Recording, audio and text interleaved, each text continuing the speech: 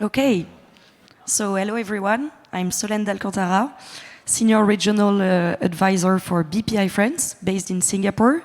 And I'm delighted today to be discussing with Bertrand STOLTZ from STMicroelectronics. So STMicroelectronics arrived in Singapore in 1969, so truly as a pioneer. Today, the company has more than 5,000 employees across 4 different sites, making you the largest French and Italian employer in Singapore. So, Bertrand, I know it's going to be a bit hard to be synthetic on this first question, but could you tell us what you've observed over these decades? And in Singapore, of course, but more broadly in Asia. Okay. Good morning, everybody. So I'm Bertrand STOLTZ. STMicroelectronics, as mentioned by Solène, we started in 1969. We use Singapore as a springboard of our expansion in Asia. Started first, of course, in Singapore, but following by expansion in Malaysia in 1974. Then in China, we expanded our sales force in 1984, with our first joint venture in 1994 in Shenzhen already. Then we continue our expansion in Philippines, and we have, I would say today, a large network of manufacturing operation and sales and marketing and R&D, accounting for 18,000 people, which is more than 30% of the workforce of STMicroelectronics. Asia Pacific represent 30% of our in-sales, what we call in-sales, originated sales for STMicro, but more than 50% of the total sales of STMicroelectronics are consolidated from Singapore for Asia Pacific. Why Singapore? You will tell me. Why Singapore in Asia Pacific? First, the geography. Second, the support of the Singapore government that is very pro-business. And initially, but this has changed, for the labor cost of Singapore. As we started our operation first with what we call assembly and test, then later on, we climb up the value chain in order to become the largest operation for the group in terms of chips production in microelectronics. And similarly, for the rest of the site where we operate in Asia Pacific, we have invested in the last 55 years a number of fab, back-end plant, R&D center, and sales and marketing. Thank you. You mentioned assembly and test. We are today with entrepreneurs, investors, bankers. What would you like to highlight about how industrial and technological value chain are evolving in ASEAN? Opportunities, challenge? In semiconductor industry is a very interesting industry and challenging industry. Over the years, as you mentioned, and as I mentioned, we started with assembly and test, and it was a pattern of all Asia Pacific. And then along the years, we climb up the value chain, and today to have front-end, what we call front-end, so production of wafer and chips that are now embedded, especially in Singapore. In Singapore, we have, I would say, move out the assembly and test in the rest of Asia, concentrating of the value chain of R&D and chips produced here in Singapore. But also we start to see this in the rest of Asia. And especially has been accelerated after the COVID period, where a large part of the world has discovered semiconductor industry after the issue we face with automotive industry. And we have seen in the recent few years a strong development also in terms of climbing up the value chain for semiconductor. China, of course, itself, with a number of wafer fab, more than 18 wafer fab has been, I would say, started in the last 5 years in China, but also in Malaysia, where we see that this country was a country focused on assembly and test, and is also climbing up now with our competitors, for instance, Infineon in Penang, that has opened, I would say, a large operation to produce silicon carbide. So in all ASEAN, we see a change in terms of supply chain for semiconductor, where initially Asia was used more as a low added value operation, and we see now, I would say, the full supply chain setting up in Asia. And in the case of ST, because ST has used Singapore as I say, as a springboard for expanding in Asia, but also to replicate the supply chain, the whole supply chain of the group in Singapore. Singapore is the regional headquarters, and we have replicated all the central function and support function, including, I would say, development of product in Asia Pacific from Singapore. Because Singapore also is, in terms of semiconductor, a strong contributor to the industry. 7% of the GDP of Singapore is for semiconductor industry, is 1/3 of the manufacturing output, and you have one of the largest ecosystem in Singapore, equivalent of what you can see in Taiwan, in Korea, or before in Japan, and less now in US.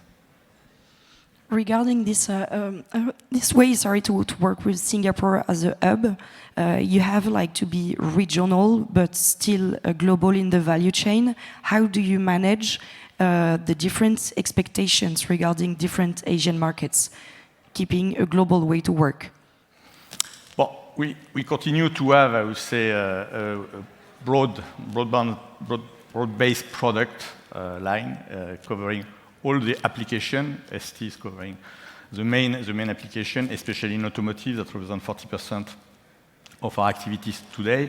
But we are also present on personal electronics, on computer and peripheral with the low Earth orbit satellite, for instance, and industrial industry. So we cover these 4 areas, and at the end of the day, this is a global market.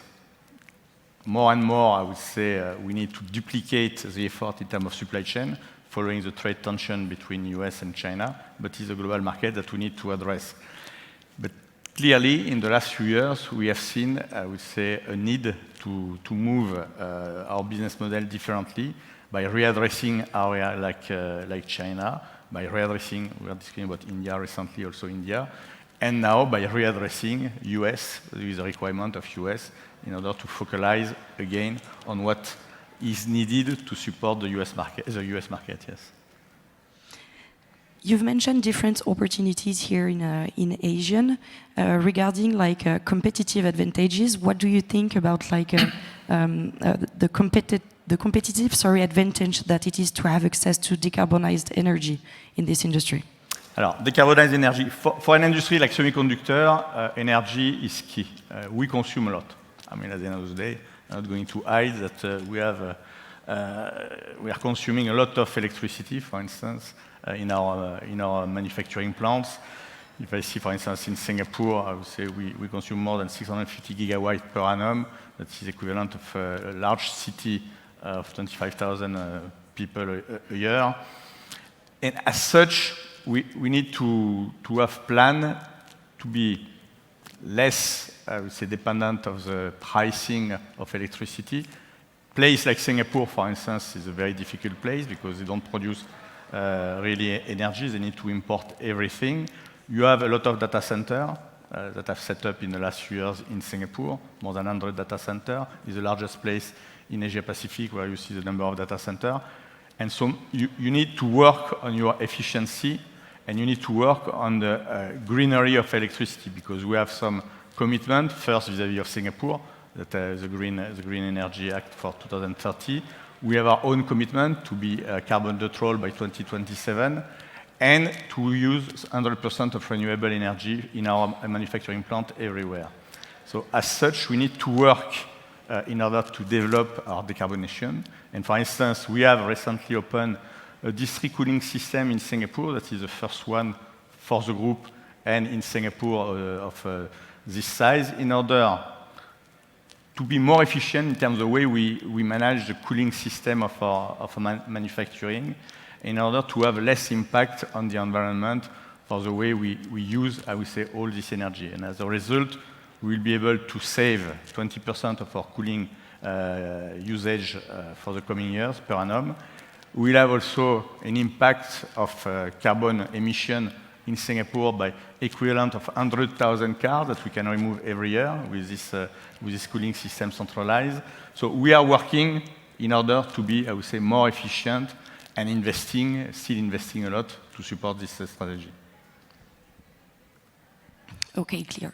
if we talk about decarbonization and maybe more globally, you know that Bpifrance, what we do is that we serve the future. What are the trends that should be the most monitored in your industry, according to you? For electricity, you mean for energy? Sorry? For energy, you mean?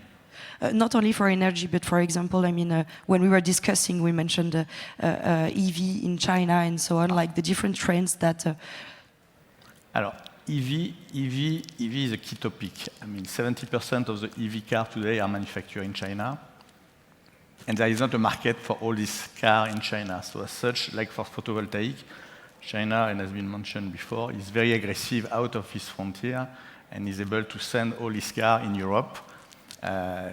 Not in US anymore, but as such, we see in the last few years a strong investment of China for this industry. You go in China today in the major cities where we operate, being either Shenzhen, Shanghai, or even Chongqing, where we recently opened a joint venture. You see a lot of green plates that are the EV car. More than 100 car makers has set up in China in the last few years in order to support this market. And ST contribute to this industry through what we call the silicon carbide in order to produce battery. Because for the EV car, the opposite of IC car, the key engine is a battery. And you need to have, I would say, inside this battery, a component that we call silicon carbide, in which STMicroelectronics is the leader, the worldwide leader in terms of production and sale for this industry.